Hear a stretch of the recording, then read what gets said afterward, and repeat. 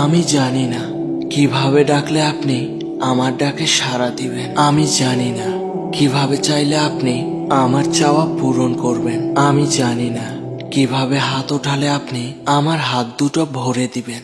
আমি জানি না কিভাবে দোয়া করলে আপনি আমার দোয়া কবুল করবেন।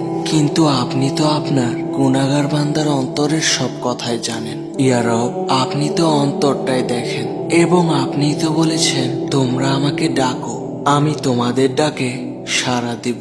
তোমরা আমার কাছে বেশি বেশি চাও, আমি তোমাদের চাওয়া পূরণ করে দিব।